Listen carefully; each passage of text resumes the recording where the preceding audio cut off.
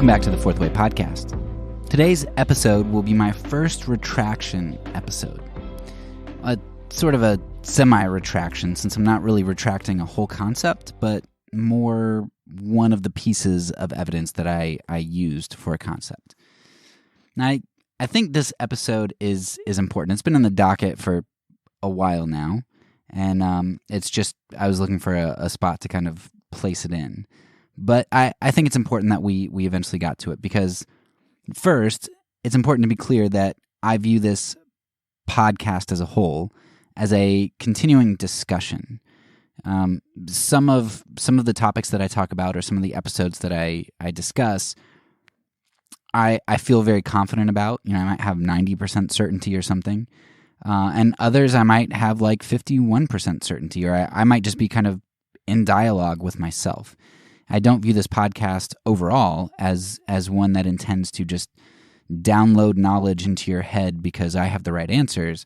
It's more of I have a passion and an ability to read a lot and research a lot and kind of have that kind of inner dialogue. And so I want to let other people in on that experience so that they can figure out where they land.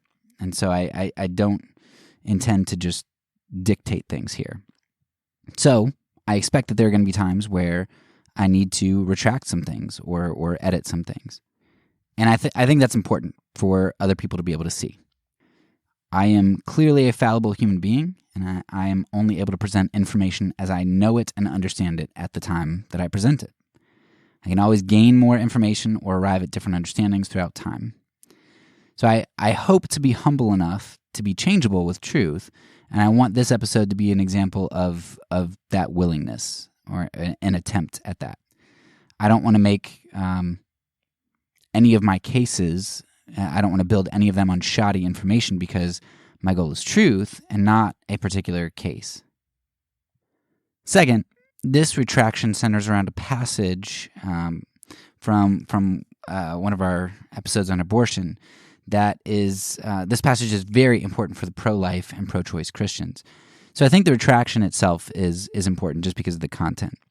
All right, with those things in mind, let's go ahead and get right to it. I had an episode in the abortion season where I discussed bad Christian arguments against abortion. And the point of the episode wasn't to undermine the pro-life position, but rather to get rid of what I felt were bad arguments against abortion, which weakened the credibility of the pro-life case. So as a part of that episode, I identified the cherry-picking of pro-life Christians with biblical text. And while I still stand by that overarching argument, one of the passages that I used in that episode was from Numbers 5, where it looks like a jealous husband can have his cheating wife drink a concoction in order to abort the illegitimate child. However, I've been reading more on this lately, and I've concluded that presenting this passage in such a light is it really it puts forward an incomplete picture. I'm not going to say that this can't be what Numbers 5 is saying, but at this point, I think there's a good chance that the text actually means something else, or at least has some significant nuance to it. And because of that, I want to walk through some of the issues here, and then I'll also, so while I'll retract a portion, I also want to point out where I still end up having some problems. Okay, so the Numbers 5 passage. The word in the Numbers 5 passage where it talks about how this husband can give his, if he thinks that his wife had an adulteress, she had an affair, he can go to the priest will give her some concoction, and it will make her have a miscarriage, is what some passages say. But when you look at it, the word miscarriage isn't really in the Numbers passage, and only certain translations, those which take a more interpretive stance, explicitly state miscarriage. More word-for-word translations or formal equivalent translations, they talk about the womb swelling or the thigh rotting. So if you go with this idea that instead of a miscarriage, it's talking about maybe barrenness, because the woman's doesn't say that the woman's pregnant, talks about her thigh rotting or womb swelling. And you can also see this when you maybe get more clarity when you look at the opposite of what is talked about then. Because when you read through the passage and see that the opposite of the punishment coming on the woman is that her womb will still be able to conceive, the implication is that the punishment is probably barrenness. And such a punishment would make a lot of sense because that would have been a huge deal to ancient Near East women back in the day to be barren, damaged goods. So all in all, I think that barrenness makes a lot of sense as an interpretation here, and probably more sense than the miscarriage. I've linked 2 articles in the show notes that do a good job of walking through a more complex argument, and one of the articles even includes some context from Josephus's interpretation. Now, as far as this event goes here, though, this Numbers 5 ordeal, there's still some things that don't sit well with me. I mean, first, it seems like a trial by ordeal is only for the woman, right? I mean, it's kind of like Monty Python's witch trial, and does she sink or does she float? And such a trial by ordeal seems like a pretty pagan and unfair act. In fact, we do see similar trials in pagan cultures surrounding Israel. So the whole thing feels just a bit off, feels unfair and prejudiced, maybe? I don't know what the right word is.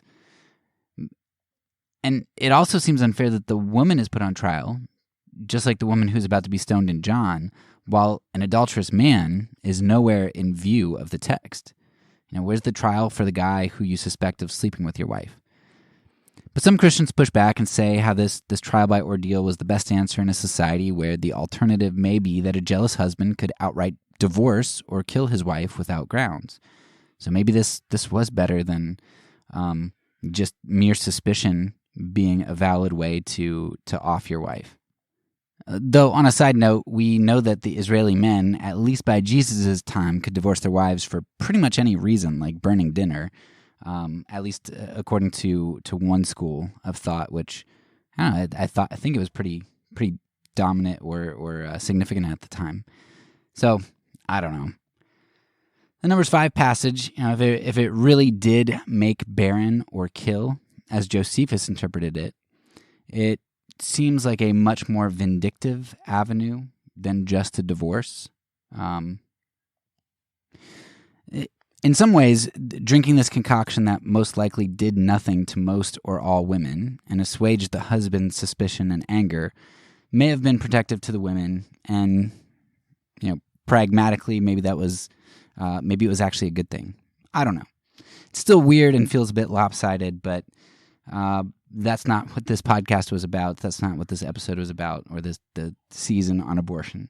But anyway, you can read the assessment of some others in the show notes and in the links and decide for yourself. For me, explaining away this passage doesn't fully resolve the issue, though.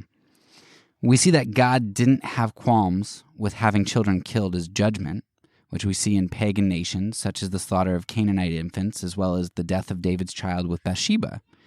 So to explain away Numbers and ignore that this judgment on kids for the sins of parents isn't a one-off passage doesn't ultimately do you much good.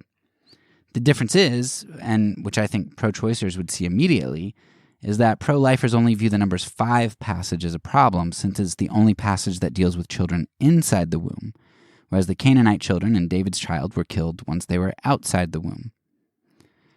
But isn't fanticide outside of the womb not as representative as when it's done inside the womb? And if not, why not? Furthermore, we see passages like those in Psalm 137, where the psalmist calls those blessed who dash the heads of his enemies' infants against rocks. I mean, the Bible has infanticide as a judgment against pagan nations, the greatest of Israel's kings, and those we deem our enemies. Explaining away the Numbers 5 passage, then, in my view, doesn't allow pro-lifers who like to proof text the Bible for a pro-life position, doesn't allow them to escape extreme inconsistency. So consider this episode a semi-retraction. I'm retracting the weights that I put on Numbers 5 and arguing that Numbers 5 is probably not ultimately talking about abortion or miscarriages as judgment. However, I'm not retracting what I think is a huge problem with biblical proof texting for the pro-life position. In fact, I'm going to double down on that one. Hopefully I don't have to do too many more retraction episodes in the future, though I hope to have the character which would make me see truth and correction as imperative where I know I've made mistakes. And I can guarantee you that I've made some mistakes. So hopefully those come to light and we can have more retraction episodes. But that's all for now. So peace, and because I'm a pacifist, when I say it, I mean it.